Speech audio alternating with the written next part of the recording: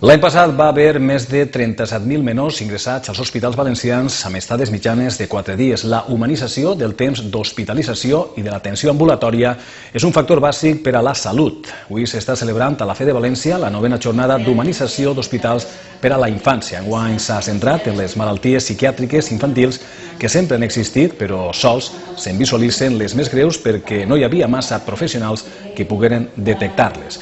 També s'està fent especial esment a l'adolescència, una etapa que se sol incloure dins de la infància, però que presenta uns problemes molt específics que necessiten una escolta diferent per part del personal sanitari. La premisa fundamental que nos mueve es la validación del malestar de los chicos cuando llegan. Es decir, su sufrimiento es legítimo y requiere ser abordado, ¿de acuerdo? No se puede minimizar. Tenemos niños pequeños que atienden en la escuela y en la escuela no los pueden atender porque tienen muchas dificultades.